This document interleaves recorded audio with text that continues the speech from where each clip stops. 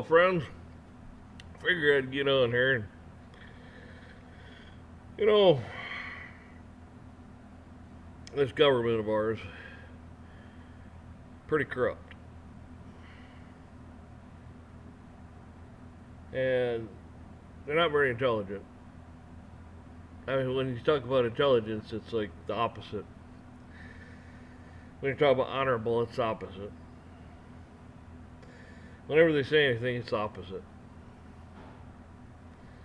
The reason I say this is in Pennsylvania, I believe Pennsylvania is a proving ground for the government to come against the farmer.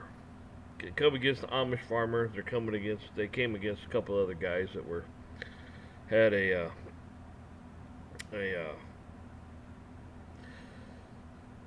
it was a business for cattle to help improve your herd. With genetics, artificial insemination, they check the cattle, see if they're pregnant, and feed, and all kinds of things. And the government decided, well, golly, we're going to go after a couple of these guys here that own that business because, well, they're practicing medicine without a license. They're practicing being a vet without a license. Because they do some ultrasounds to check the herd pregnancy. No different than if you check the ribeye for how much fat and dense it is and such for quality. See how things are coming along and so on and so forth. I'm not going to get into all that, but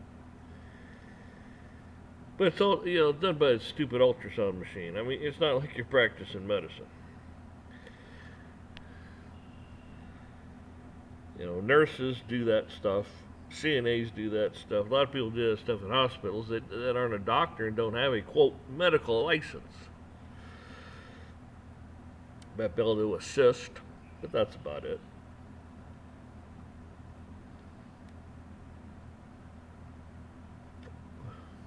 There's a guy on here talking about, these two fellas.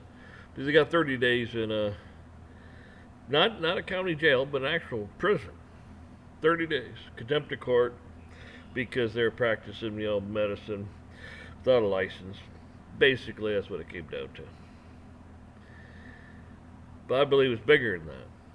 I believe, like I said, that's the proving ground to see how far we can push this, because pretty soon we'll go after every farmer in the country that has any livestock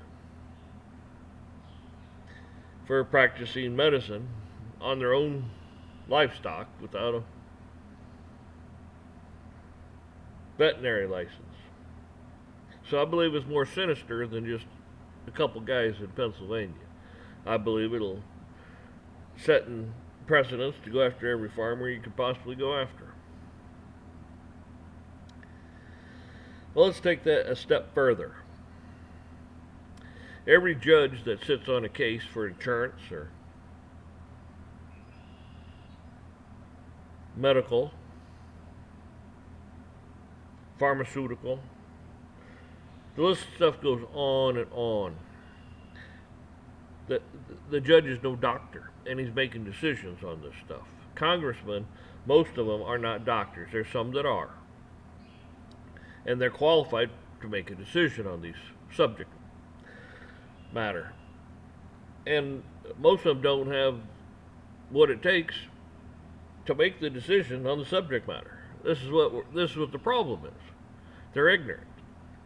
They're not qualified. And this is how you end up with a bunch of bad laws and tyranny and everything else that's going on. Want to force you to take a shot when it's like Bill Gates. He's out there shooting his mouth off. He's no medical doctor. President of the United States out there, I take the shot. Well, he's not a medical doctor. All these people are pushing and pushing and pushing, and they're not medical doctors. I mean, they're all it's a malpractice. And then they're going to make laws, just like insurance companies. I mean, none of them have an insurance license. None of them went through all the classes in the BS to do it, but they're making the laws.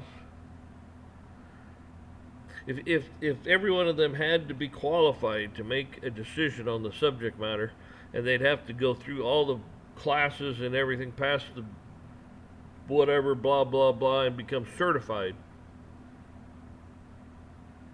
in that subject, then they'd be qualified to talk about it and maybe make decisions on it, but they don't.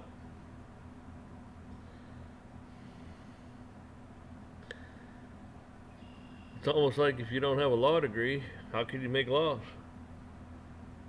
You don't understand them. And if you did understand it, you'd actually say, well, gosh, that's unconstitutional. We can't do that. You're breaking the law by making a law. You know what I'm saying? They're breaking the medical profession oaths and the laws and everything else by making decisions on this stuff. And that's malpractice. I hope you understand where I'm going with all this. Okay? We have a bunch of people that are not qualified to be in office and make decisions on and for you. They're way out of their league on this stuff. Way out. And they want you to live the way they want you to live and tell you to live the way they want you to live and wear the whole 9 yards.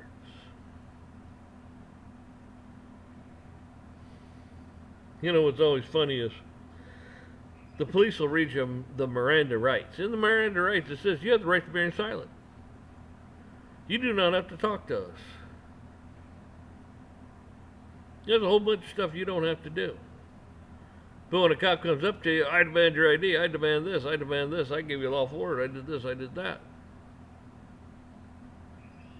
Huh, that's funny, isn't it? You read the Miranda rights and say, I don't even goddamn have to talk to you. See? Isn't that amazing? They have the answer before they ask the question. And by doing so, you've taken an oath of office to uphold it. You're not lawyers. And you stand there and say, I gave you a lawful order. How do you know you gave you a lawful order? You a lawyer? Or did some butthole tell you, oh, yeah, you can give lawful orders? Oh, I have qualified immunity. Well, so do you. You have qualified immunity. You have a constitution called the Bill of Rights that says you don't have to you don't have to do this. You don't have to do that. A bunch of things you don't have to do, and you got all these rights. And guess what? You have qualified immunity. More so than they do, because they just claim they have immunity. Have you ever noticed that? They just take and take and take the right, the privilege, the whole 9 yards, and say, well, we have the right to do that. And they don't. You're Caesar, you say. You're Caesar. That's right. We the people under God to create a government. You're Caesar. Government's not Caesar. Government is your slave. You understand that? Government's your slave. But they've spun it around and they've enslaved you. Isn't that amazing how that works? Democracy and freedom and all this and that. It's lies, people. More lies, more deceit, more deception. Yeah. I could go on and on about this subject, but we're going to call it short right here. Like I say, you keep praying for one another. Keep praying for one another. Pray for your enemies. Don't do evil for evil. Don't do it. It just perpetrates more evil. They're evil enough. God has the final say in everything. Be ready to meet your Maker at any time, any second of the day. So that means you want to be right with God all the time. That means you're going to have to pray to God all the time. Many, many times a day. Not once a week, maybe if you go to church, it's for an hour. Not maybe once a month if you decide to go. Hell, some people don't even go at all, period, and God doesn't ever cross their mind. Where do you think that leaves them? Borrowed time. Luck. Living on God's grace. Living on his coattails.